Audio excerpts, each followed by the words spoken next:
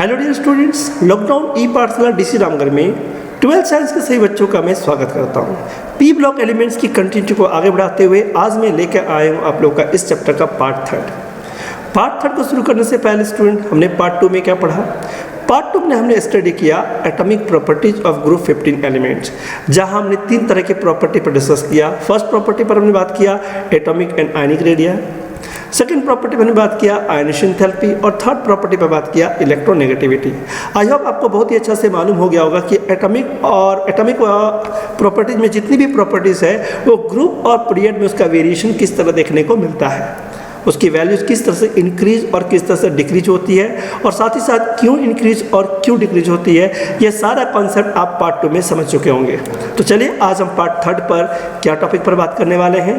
तो आज हम पार्ट 3 पर बात करने वाले student physical properties of group 15 element, यानी ग्रुप 15 एलिमेंट की जो जितनी भी भौतिक गुण है उन सारे गुणों पर हम लोग एक एक करके बात करेंगे।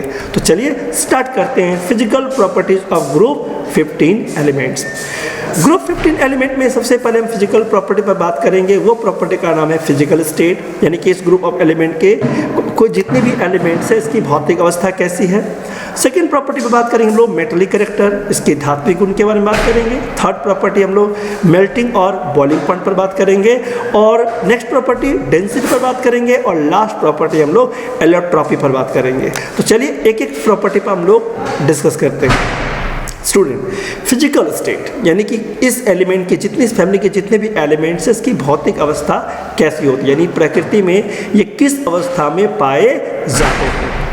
सबसे फर्स्ट एलिमेंट की बात करूं स्टूडेंट नाइट्रोजन, तो नाइट्रोजन हाइड्रोजन के बाद एक ऐसा एलिमेंट है जो डायएटॉमिक फॉर्म में हमारे नेचर में गैसेस स्टेट में पाए जाते हैं। बाद बाकी जितने भी एलिमेंट्स हैं as a phosphorus, arsenic, antimony, bismuth, ये जितने भी बाद बाकी सारे एलिमेंट जो है वो नेचर में सॉलिड स्टेट में पाए जाते हैं। ठीक है, चलिए नेक्स्ट प्रॉपर्टी की बात करें स्टूडेंट मेटेलिक कैरेक्टर। स्टूडेंट को मालूम होगा कि हमारा पी ब्लॉक एलिमेंट एक ऐसा ब्लॉक ऑफ एलिमेंट है जहां आपको मेटल्स भी आपको मिलेंगे, नॉन मेटल्स भी मिलेंगे और मेटलॉइड भी मिलेंगे। स्पेशली मैं नाइट्रोजन फैमिली की मेटेलिक कैरेक्टर की बात करूं तो हम पाएंगे स्टूडेंट कि जैसे जैसे हम डाउन द ग्रुप में जाएंगे नाइट्रोजन टू बिस्मथ, इसकी मेटेलिक कैरेक्टर क्या होगी, इंक्रीज करेगी। ठीक है, और सवाल उठता है कि ये metallic character down the group में इंक्रीज क्यों होती है, किस कारण से हमारे नीचे वाले एलिमेंट्स मेटल्स होते हैं और ऊपर वाले एलिमेंट्स नॉन मेटल्स होते हैं। तो इसके पीछे क्या कारण स्टूडेंट, चलिए बात करते हैं कि इसके पीछे क्या रीज़न है, किस कारण से हमारा डाउन द ग्रुप में आने पर मेटेलिक कैरेक्टर इंक्रीज करता है।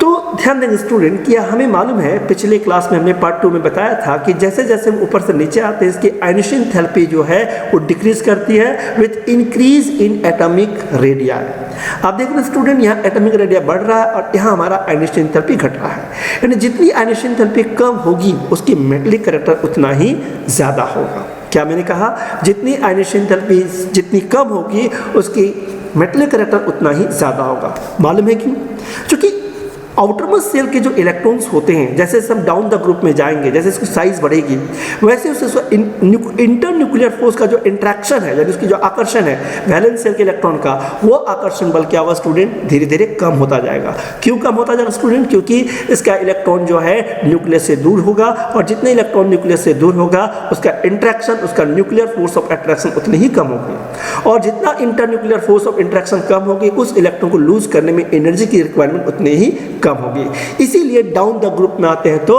हमारा मेटेलिक कैरेक्टर क्या होता है, इंक्रीज करता है।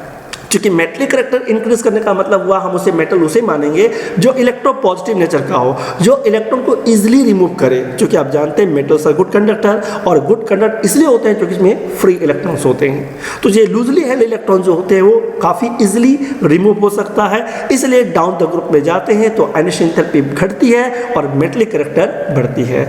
इस आधार पर हम इस ग्रुप ऑफ एलिमेंट में हम बात करें कौन मेटल्स है कौन नॉन मेटल्स है, तो हम पाएंगे नाइट्रोजन और फॉस्फोरस ये दो ऐसे ऐसे एलिमेंट हैं जो नॉन मेटल्स है। आर्सेनिक और एंटीमनी दो ऐसे मेटल्स हैं जो मेटलॉइड है, और एकमात्र बिस्मथ ऐसा एलिमेंट है जो मेटल्स है। तो ओवरऑल हमने आपको बताया कि इस ग्रुप ऑफ 15 एलिमेंट्स में जितने भी एलिमेंट्स हैं नॉन मेटल्स भी है, मेटलॉइड्स भी है और मेटल्स भी है। और मेटलिक कैरेक्टर क्या होता है स्टूडेंट, डाउन द ग्रुप में आते तो क्या होता है, इंक्रीज होता है। क्यों इंक्रीज होता है स्टूडेंट, क्योंकि इसकी एटॉमिक रेडियाई इंक्रीज करता है और आयनिक एंथैल्पी डिक्रीज होता है। तो किसी मेटलिक कैरेक्टर के पीछे मेन फैक्टर किसका होता है, आयनाइजेशन एंथैल्पी की। जितनी आयनिक एंथैल्पी कम होती है मेटलिक कैरेक्टर उतनी ही ज्यादा होती है। ओके स्टूडेंट, चलिए हम लोग नेक्स्ट प्रॉपर्टी की बात करें student, melting and boiling point की, यानी कि द्रवनांक और क्वथनांक की। इसकी द्रवनांक और क्वथनांक कैसे होगी, तो सभी एलिमेंट की द्रवनांक और क्वथनांक बिल्कुल डिफरेंट होगा एक दूसरे से, बिल्कुल। अब जब देखते हैं, यदि मैं एक चार्ट के तो ग्राफ के द्वारा मैं देखूं तो आप देख सकते हैं नाइट्रोजन, फॉस्फोरस, एंटीमनी और बिस्मथ आप जो देख रहे हैं। और ये जो वेरिएशन आप देख रहे हैं स्टूडेंट, नाइट्रोजन 63 केल्विन, और वही हमारा फॉस्फोरस का जो मेल्टिंग पॉइंट है 317 केल्विन, और ग्रेजुअली इंक्रीज हमारा हो गया आर्सेनिक का जो है 1089 केल्विन। हम कह सकते हैं स्टूडेंट कि डाउन द ग्रुप में आते हैं तो इसकी मेल्टिंग पॉइंट क्या होता है, ग्रेजुअली इंक्रीज करता है। लेकिन ये इंक्रीज का जो प्रोग्रेसिंग है ये ज़्यादा प्रोग्रेसिंग है, दिख रहा है आपको, या रैंडमली इंक्रीज किया है जब हम फॉस्फोरस से आर्सेनिक की ओर जाते हैं। तो स्टूडेंट किसी भी सब्सटेंस का मेल्टिंग पॉइंट का रीज़न क्या है, तो मेल्टिंग पॉइंट का रीज़न मेन उसका है उसकी क्लोज पैकिंग, उसके अंदर के जो कंस्टिट्यूएंट पार्टिकल्स है वो किस तरह से क्लोज पैक्ड है, और क्लोज पैक्ड के आधार पर ही उसकी मेल्टिंग पॉइंट कम और ज़्यादा होता है। यदि मैं डाई नाइट्रोजन की बात करूँ तो आपको मालूम है कि डाई नाइट्रोजन है डायटोमिक गैसेस स्टेट में होता है, और इसी कारण से इसकी मेल्टिंग पॉइंट सबसे कम और कम होगा। यदि हम दूसरी तरफ बात करें रैंडमली, जैसे हम देख रहे थे कि आर्सेनिक का बढ़ गया, तो आर्सेनिक का ज़्यादा बढ़ने के पीछे कारण क्या स्टूडेंट, जो इसकी क्लोजिंग, इसके पार्टिकल्स की जो क्लोज पैकिंग है वो ज़्यादा है as compare to nitrogen, as compare to phosphorus.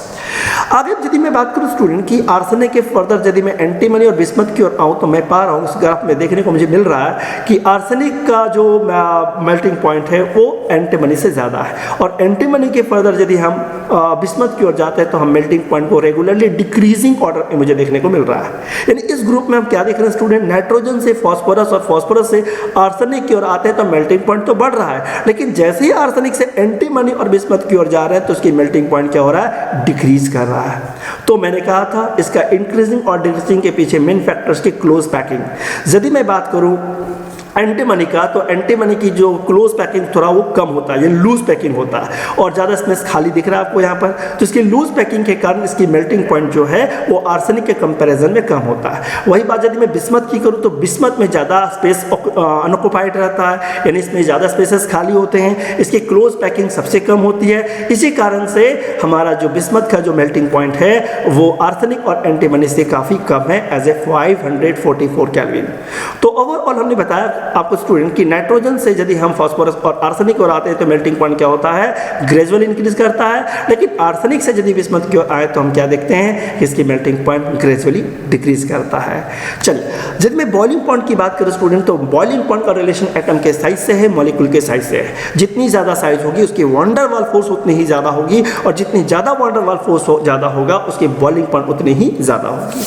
तो जैसे हम जानते हैं कि डाउन द ग्रुप में आते हैं तो हमारा साइज बढ़ता है, एटम का साइज बढ़ेगा तो मॉलिक्यूल की साइज बढ़ेगी, और मॉलिक्यूल का साइज बढ़ेगा तो of course van der Waals force of interaction भी बढ़ेगा। इसी कारण से हमारा बॉइलिंग पॉइंट जो होता है ग्रेजुअली डाउन द ग्रुप में आते हैं तो क्या होता है स्टूडेंट, इंक्रीज करता है। जैसे आप देख रहे हैं नाइट्रोजन का 77.2 kelvin, phosphorus 554 kelvin, arsenic 888 kelvin, antimony 1860 kelvin. तो इस तरह हम कह रहे हैं स्टूडेंट कि इसकी बॉइलिंग पॉइंट क्या होता है, ग्रेजुअली इंक्रीज करता है डाउन द ग्रुप में। चलिए तो ये था हमारा मेल्टिंग और boiling point. Next physical property की बात करें स्टूडेंट, डेंसिटी। डेंसिटी का संबंध एटम के साइज से है, एटम के मास से भी है। Mass by volume is equal to density. और यदि मैं डेंसिटी का ग्राफ में देखूं तो मैं पाऊंगा कि इसका नाइट्रोजन से यदि हम बिस्मथ की ओर जाए तो ग्रेजुअली इसका डेंसिटी क्या होता है स्टूडेंट, इंक्रीज करता है। यानी सबसे ज़्यादा डेंसिटी के मामले में हमारा होगा बिस्मथ का, और सबसे कम होगा डेंसिटी के मामले में डाई नाइट्रोजन का, यानी नाइट्रोजन का। ठीक है, चलिए अब मैं बात कर रहा हूँ नेक्स्ट फिजिकल प्रॉपर्टी की। उस प्रॉपर्टी का नाम है एलोट्रॉपी। एलोट्रॉपी स्टूडेंट जानते हैं ना, हमारे नेचर में बहुत सारे एलिमेंट के एलोट्रॉप्स हैं। एलोट्रॉप मतलब अपरूप, अपरूपता का गुण। अपरूप क्या होता है स्टूडेंट, आप लोग पढ़े होंगे कि कार्बन के allotropes as a diamond, graphite. उसी तरह हमारे नाइट्रोजन फैमिली के कुछ एलिमेंट्स हैं जो एलोट्रॉपी फॉर्मेशन में देखने को मिलता है। शुरू के एलिमेंट जितने हैं, नाइट्रोजन, फास्फोरस, आर्सेनिक, एंटीमनी, ये 3 ऐसे एलिमेंट स्टूडेंट जो एलोट्रॉप फॉर्म करता है, एलोट्रॉप शो करता है हमारे नेचर में। बिस्मथ में एक्सेप्ट बिस्मथ, यानी याद रखेंगे कि नाइट्रोजन फैमिली में बिस्मथ को छोड़ के बाद बाकी जितने भी एलिमेंट्स हैं वे सारे एलोट्रॉप शो करता है। अब बात करना है स्टूडेंट ये कि क्या सारे एलोट्रॉप फॉर्म करता है, तो क्या मैं जान सकता हूँ कि सभी के एलोट्रॉप कौन कौन से हैं? चलिए मैं बताता हूँ सभी एलिमेंट के एलोट्रॉप्स हमारे नेचर में किस किस फॉर्म में पाए जाते हैं। एलोट्रॉप ऑफ नाइट्रोजन, यदि एलोट्रॉप ऑफ नाइट्रोजन की बात करें स्टूडेंट तो हमारे नेचर में नाइट्रोजन के 2 एलोट्रॉप्स हैं, एक अल्फा नाइट्रोजन और एक बीटा नाइट्रोजन। फास्फोरस के एलोट्रॉप की बात करें स्टूडेंट तो फास्फोरस के टोटल एलोट्रॉप 4 एलोट्रॉप्स हमें देखने को मिलता है, एक व्हाइट फास्फोरस, एक रेड फास्फोरस, एक ब्लैक फास्फोरस और एक वायलेट फास्फोरस। ये टोटल 4 एलोट्रॉप्स हमारे फास्फोरस के नेचर में पाए जाते हैं। आर्सेनिक के एलोट्रॉप की बात करें स्टूडेंट तो आर्सेनिक के एलोट्रॉप टोटल 3 एलोट्रॉप्स है, जिसमें से एक एलोट्रॉप येलो आर्सेनिक, दूसरा हमारा ग्रे आर्सेनिक और तीसरा हमारा स्टूडेंट वो है ब्लैक आर्सेनिक। और यदि मैं एंटीमनी के एलोट्रॉप की बात करूं तो एंटीमनी का पहला एलोट्रॉप जिसका नाम है yellow antimony, second allotrope explosive antimony और थर्ड एलोट्रॉप की बात करें तो एज ए मेटेलिक एंटीमनी। यानी कि इसकी फिजिकल कंडीशन के बेस पर हमारे डिफरेंट एलोट्रॉप्स हमारे नेचर में देखने को मिलता है, पाते हैं। तो ये था हमारा एंटीमनी का एलोट्रॉप। बिस्मथ का तो कोई एलोट्रॉप होता ही नहीं, मैं पहले ही बताया था। तो याद रखें स्टूडेंट, नाइट्रोजन फैमिली में सारे एलिमेंट एलोट्रॉप फॉर्म करता है except bismuth. All the element except bismuth exhibit allotropy. Nitrogen के allotrope alpha nitrogen, beta nitrogen, phosphorus के एलोट्रॉप व्हाइट, रेड, ब्लैक और एक वायलेट भी। और आर्सेनिक एलोट्रॉप में क्या क्या होता है स्टूडेंट, ग्रे, येलो और ब्लैक। और एंटीमनी में येलो, एक्सप्लोसिव एंड मेटेलिक। तो ये था हमारा एलोट्रॉपी प्रॉपर्टी। ओके स्टूडेंट, तो ये जितनी भी आपको आज हमने बताया ये सारे के सारे कैसे प्रॉपर्टी थे, सारे के सारे फिजिकल प्रॉपर्टीज थे किसके, ग्रुप 15 एलिमेंट्स के। ओके स्टूडेंट, तो आई होप आपको आज का ये physical property of group 15 element आपको समझ में आ गया होगा। आज हमने आपको ग्रुप 15 एलिमेंट की जितनी भी फिजिकल प्रॉपर्टीज आपको बताया। कौन कौन सी फिजिकल प्रॉपर्टी स्टूडेंट, पहला फिजिकल स्टेट, दूसरा metallic character, third allotropy formation, fourth density. Okay, तो इस तरह की फिजिकल प्रॉपर्टी को हमने स्टडी किया। आई होप आपको ये सारी फिजिकल प्रॉपर्टी बहुत ही अच्छा समझ में आ गया होगा। चलिए इस उम्मीद के साथ आज की क्लास को हम लोग ऑफ करते हैं। Thank you student. लॉकडाउन ई पाठशाला डिस्ट्रिक्ट रामगढ़ की इस क्लासेस की कंटिन्यूटी को आप सभी बच्चे बनाए रखें और खूब मन लगा कर पढ़ें और अपने एग्जाम की तैयारी अच्छे ढंग से करें। धन्यवाद स्टूडेंट।